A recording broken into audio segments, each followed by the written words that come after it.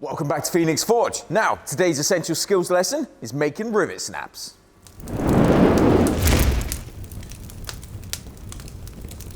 Now, rivet snaps, we use them all the time for setting rivets, of course, and doming our nice heads. Now, rivets come in hundreds of different shapes and sizes, all the way from tiny little ones for jewellery up to massive ones used on ships. Not so much anymore, but we still use them for decorative purposes in the workshop on things like gates and railings, sculptural pieces, all sorts of stuff really. So today I'm going to show you how to go from a piece of round stock to a finished rivet snap. Now, the first step of our rivet snap is to mark up the centre. What I'm going to do is drill out a small piece, remove a bit of material so that I get less swelling around the actual business end of the snap. And so to mark that up, I'm going to go over to my lathe because I've got one. If you haven't, you can simply centre punch it by hand and use a pillar drill or a pistol drill to remove that stock. Okay, so let's stick this in the lathe. Get my bar marked up.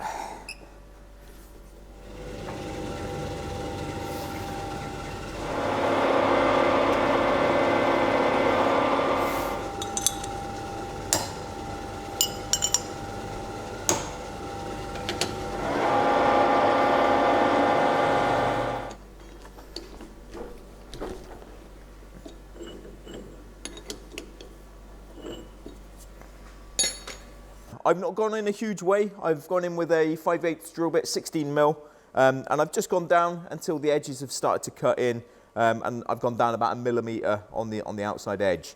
It's just to remove some of the mass to make it easier to form the rivet snap. Now, you could leave it as it is, and you'd end up with a conical shaped rivet. Sometimes that looks quite nice, and certainly on some chunkier sculptural projects, I've used those before, and it does give you a nice effect. But today we're going to go for the classic half round or dome head rivet. And so we're going to go back to the forge now and shape this up. Okay, so it's time to warm my bar up and start forming that rivet head. For this, I'm going to use 2 pairs of tongs. So I'm going to use a pair of bolt jaw tongs to place my snap in the fire and get it warming up. And then when I bring it out the fire, I'm going to change to a pair of wolf jaw tongs, which will allow me to securely hold my piece of bar at 90 degrees so I can hammer on top of it without burning my hands.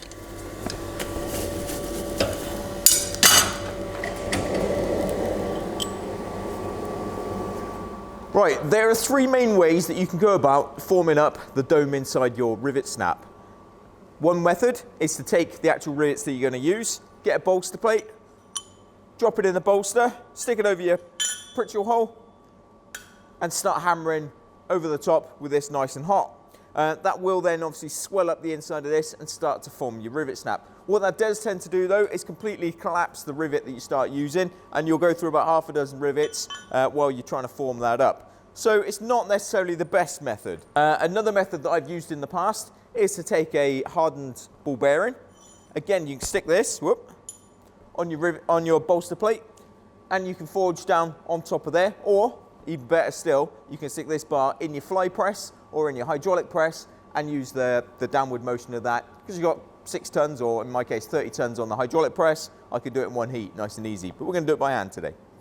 A bit more of a secure method is to take something like this, which is a machined dome, and I can use my snap on top of that, flat on the anvil, which is what I'm going to do today. It's just a little bit more secure. So you could take your ball bearing, for instance, and just weld it to a plate, which pretty much is what I've got here. There is some variation in rivet size, in the head size. So there's a massive difference between imperial rivets, which are typically half a sphere, and metric rivets, which are, I think, 1/3 of a sphere. It's written in the book somewhere. I should look it up. Maybe I'll put it in the description below. Okay, so bar out the fire. Now, it's really important to clean the inside of your snap before you start, because any crud that's got caught in that little indent that we drilled in is going to end up on the snap itself. Now, wolf jaw tongs.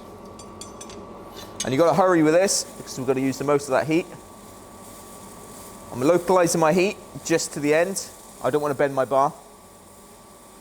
There we go. And now out on top of my dome. And with each blow, rotate the snap so that you start forming a nice even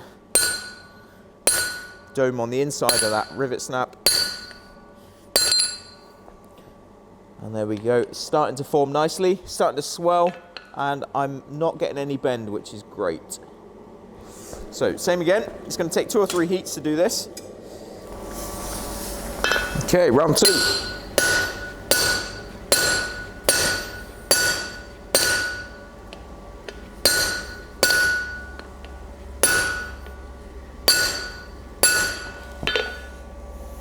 Okay, so we're starting to get a nice dome in the center. Take my rivet, and I'm pretty much there. I want to go a tiny bit more, so I'm a little bit deeper, but that is a pretty good fit, actually.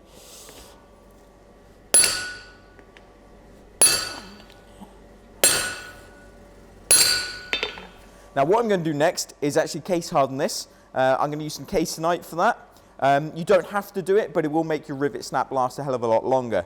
Now, the case hardening compound that I've got does require me to do this hot. So I've got my bar, it's up to a nice bright orange. I'm just going to clean the surface off. I'm just going to dip that in there. I'm going to be lazy. Stick that in there. You do need to be careful with this stuff. It is toxic. Let it melt in there a little bit. Now, stick it back in the fire. I've got to keep it at a constant heat. All this does, it introduces a little bit more carbon to the surface of the steel. Will make it a bit more durable and hopefully make my snap last a bit longer, which is what we want. All right, that's been sat for a couple of minutes at that heat. Just give it a bit of a wire brush, make sure it's nice and clean. I'm using quite a soft bristled brush for this one, rather than my big block brush. There we go, nice and clean. Clean off the outside, and let's quench that off. Now there we go, folks. There's the business end of my rivet snap done. I can tell the Casonite's done its job because it's changed the surface color of that steel.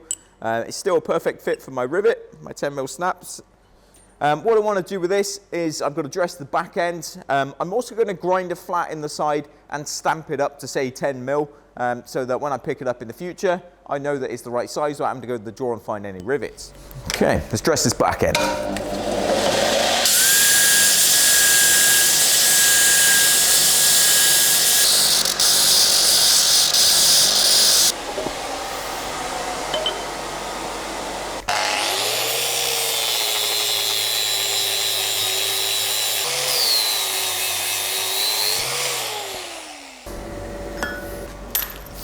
Okay, 10mm.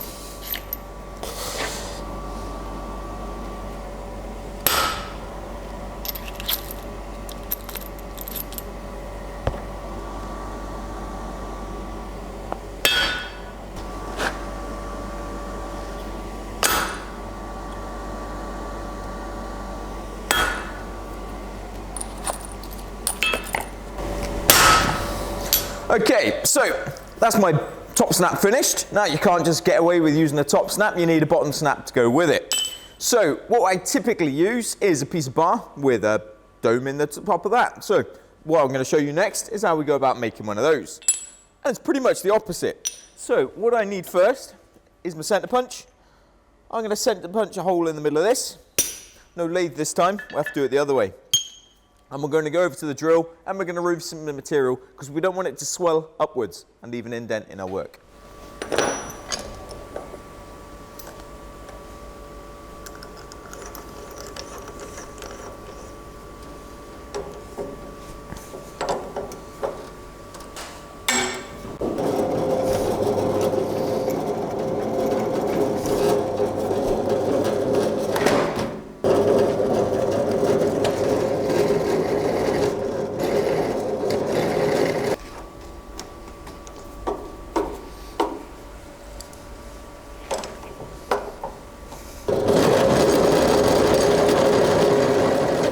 Okay, so I've drilled in with my 5/8 drill bit. I think that one might actually be a 17th that I used on the pillar drill. And that's ever so slightly smaller than the head of my rivet. And I've also only gone down 1mm to the full width. So it's deeper in the center, but I couldn't tell you how deep. But it's smaller than the rivet. What I'm going to use next, instead of trying to hammer a rivet into it, which won't work, I'm going to use a ball punch and it's a dome that matches the size of that rivet. They're nice and easy to make. Just get yourself a bit of medium spring steel and round the end up on the linisher or with an angle grinder. No point me showing you how to do that. Right, let's get this hot. Okay, same rules apply for making this as with the top snap. Make sure your indent is nice and clean, because any crud that is in there is going to end up in your final rivet snap. So that's good to go. Get my ball punch.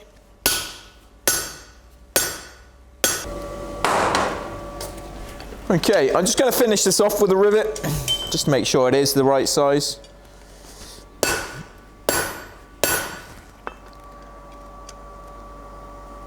More for luck. Perfect. Right, pretty happy with that. Just turn it up and give it a tap with the hammer.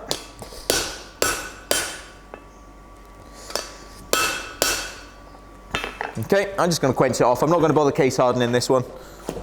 It won't last long enough. Okay, so my bottom snap's cooled down, ready for use. Put my rivet on there. Got a couple of holes drilled in some random bits of scrap, just to test it all out. I haven't got anything that actually needs riveting together. Tap the rivet in. Nice tight hole. The other bar on there. There we go. Right, so with a 10mm rivet, what we should need is 2 times the diameter of the rivet itself in order to form a head.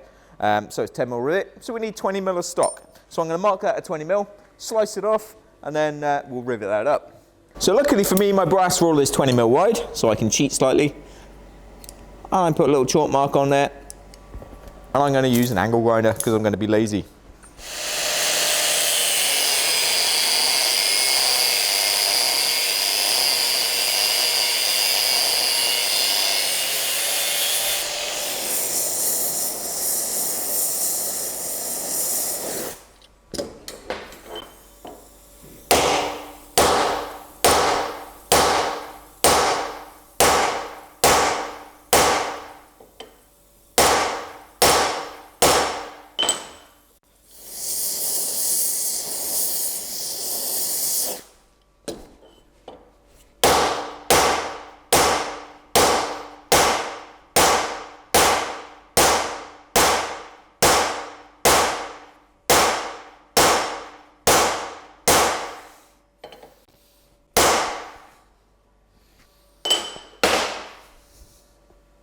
Well, there we go, guys. Let's finish rivet snap. Does the job absolutely brilliantly. By keeping it clean, ensuring everything stayed clean, we've got a nice clean rivet head as a result.